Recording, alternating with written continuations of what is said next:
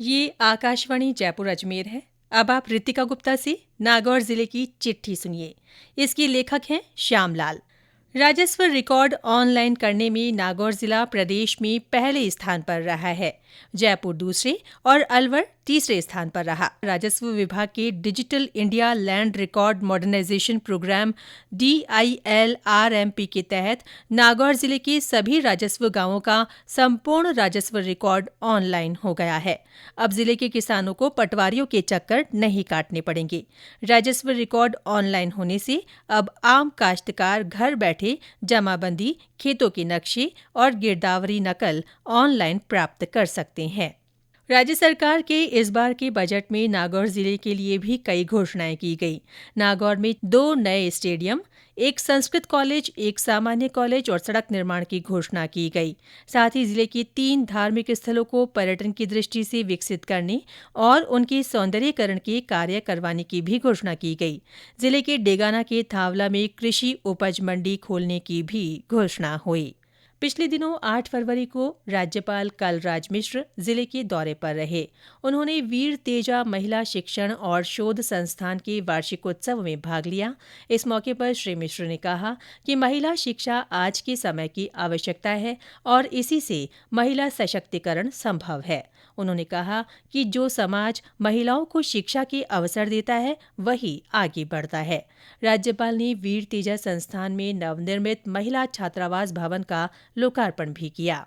जिला मुख्यालय पर 22 जनवरी से 5 फरवरी तक राज्य स्तरीय श्री रामदेव पशु मेला आयोजित किया गया। इस बार मेले में कुल 5,696 पशुओं की आवक हुई। इनमें सबसे अधिक 2,688 गौवंश लाए गए। मेले के दौरान मध्य प्रदेश, उत्तर प्रदेश, हरियाणा और पंजाब सहित देश के अन्य राज्यों से आए पशु व्यापारियों ने अच्छे दाम देकर पशुओं की खरीद की। इससे स्थानीय किसानों और पशुपालकों को करीब 2 करोड़ 88 लाख रुपए की आय हुई।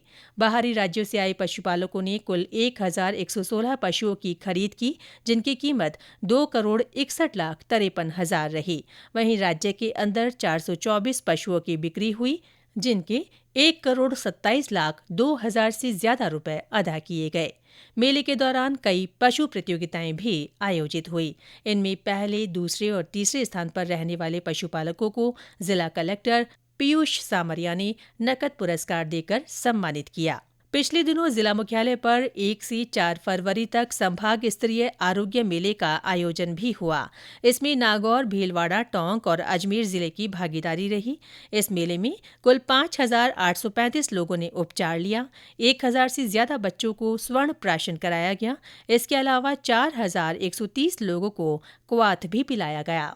23 फरवरी को सेवारत सैनिकों, सेवानिवृत्त सैनिकों और शहीदों की आश्रितों की समस्याओं के निराकरण के लिए राज्य स्तरीय सैनिक कल्याण सलाहकार समिति की बैठक हुई। समिति के उपाध्यक्ष राम सहाय बाजिया की अध्यक्षता में हुई बैठक में भूमि आवंटन, शहीदों के नाम पर विद्यालय का नामकरण करने, आश्रितों को अनुकंपा नियुक्ति देने और सरकारी विभागों में सेवानिवृत्त सैनिकों को काम पर लगाने सहित अन्य लंबित प्रकरणों पर चर्चा की गई। विश्वविद्यालय अनुदान आयोग UGC की स्वायत्तशासी संस्था राष्ट्रीय मूल्यांकन और प्रत्यायन परिषद NAC की ओर से 22 और 23 फरवरी को जिला मुख्यालय के श्री BR मिर्धा राजकीय महाविद्यालय का निरीक्षण किया गया। 3 सदस्यों की टीम ने महाविद्यालय का भौतिक, अकादमिक और गुणात्मक मूल्यांकन किया। चिकित्सा विभाग ने होली के त्योहार पर जिले में खाद्य पदार्थों में मिलावट की आशंका को देखते हुए शुद्ध के लिए युद्ध अभियान के तहत शहरों और कस्बों में कार्रवाई कर खाद्य पदार्थों के नमूने लिए। मुख्य चिकित्सा और स्वास्थ्य अधिकारी डॉक्टर महेश वर्मा ने सभी तरह के खाद्य कारोबारियों से अपील की कि वे अपना रजिस्ट्रेशन करवाएं और लाइसेंस बनवाएं। बिना खाद्य लाइसेंस के व्यवसाय करने पर खाद्य अधिनियम और मानक के तहत सजा का प्रावधान है। जिला मुख्यालय पर 16 फरवरी को अजमेर के संभागीय आयुक्त भंवरलाल मेहरा ने जनसुनवाई की और लोगों की परिवेदनाएं सुनी। श्री मेहरा ने संबंधित अधिकारियों को समस्या के समाधान के निर्देश दिए। इस मौके पर जिला कलेक्टर और जिला स्तरीय अन्य अधिकारी भी मौजूद रहे। जिला पुलिस अधीक्षक राममूर्ति जोशी ने 6 फरवरी को बाल वाहिनी संयोजक समिति की बैठक ली।